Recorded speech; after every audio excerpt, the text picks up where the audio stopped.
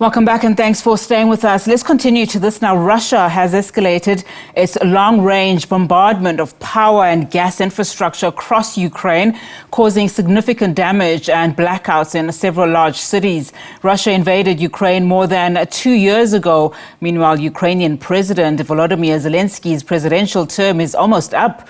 In normal circumstances, voting for a new president would have taken place in March. Now, for more on the story, let's now bring in SABC News correspondent Lim Megumi. Lim, thank you so much for your time. So essentially, of course, Ukraine being faced with a number of challenges.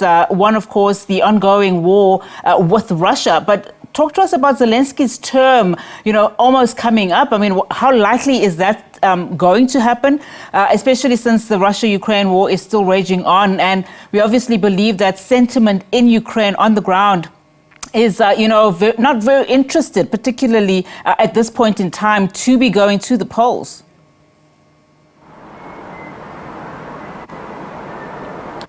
That's right. President Zelensky's term is set to expire in May of this year, as you said, and presidential elections were supposed to be held actually yesterday on March 31st, but the elections were postponed indefinitely because martial law is still in place in Ukraine, and this martial law was declared by President Zelensky when Russia launched its full-scale invasion in 2022 and has remained in place ever since. And this law prohibits any kind of elections to take place, which is why parliamentary elections were also postponed. But according to a survey that was conducted by the Kiev Institute of Sociology in February, a majority of Ukrainians support Zelensky remaining in office until martial law is lifted. As many 9% of respondents said that they supported Zelensky to continue on, and only 10% said that Zelensky should resign and step down after his term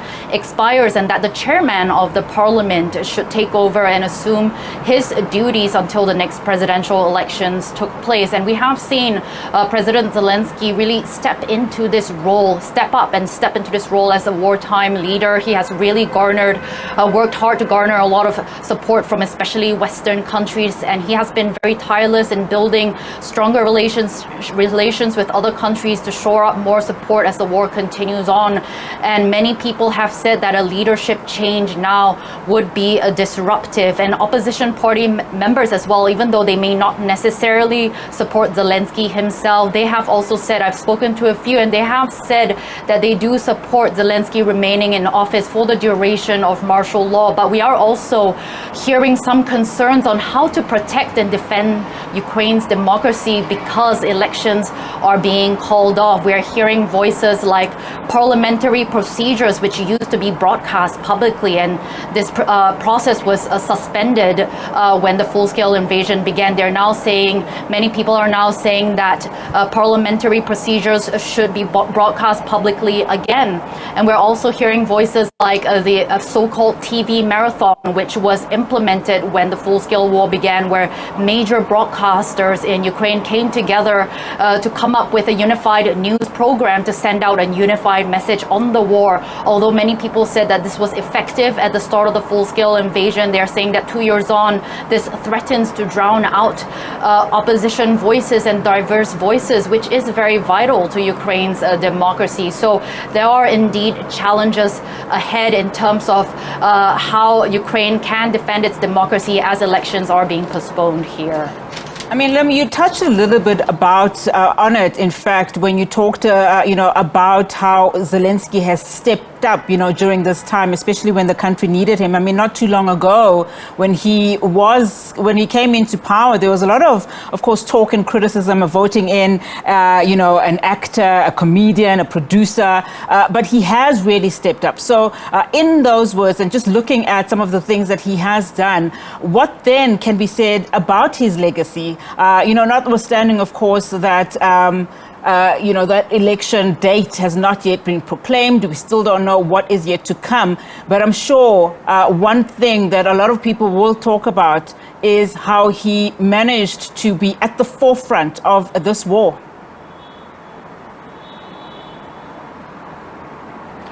That's right. I mean, if we remember, I think it was a few days after Russia launched its full-scale invasion. It might have even been the next day where U.S. officials offered Zelenskyy a ride out of Ukraine, saying that they would help evacuate him out of the country. But he rejected this offer and instead asked for more weapons and ammunition and was ready to shore up more support from Western partners. And he stayed put, and he posted a very powerful video with his cabinet members, and he said that he was staying put with these people in Ukraine to defend his country. And I think this sent a really strong message to Ukrainians that although, yes, when he came to power, he had that persona of a comedian, and people didn't expect for him to show this side of a wartime leader, but this was how he indeed stepped up. And we have seen over the past 2 years, he has tirelessly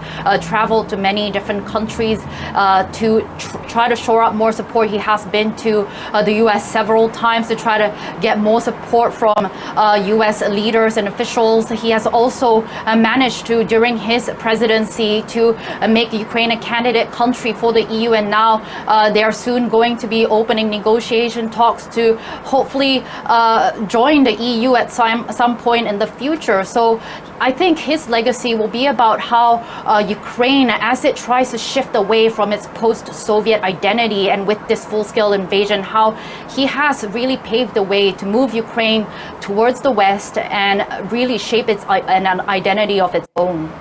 So a lot of uncertainty there, it would seem, on the ground.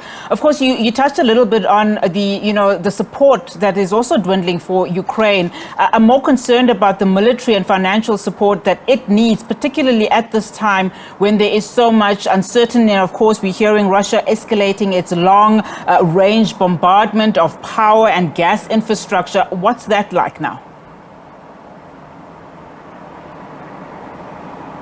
That's right. As you said, Russian forces have really stepped up their attacks on Ukraine's energy infrastructure, especially over the past week. We have seen attacks being carried out against Ukraine's energy infrastructure almost every other day.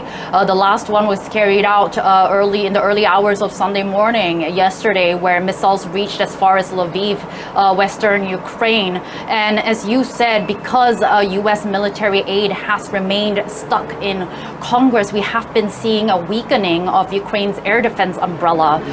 We have heard from U.S. officials already warning since a few months ago, saying that Ukraine will likely run out of ammunition for some of its air defense systems by late March.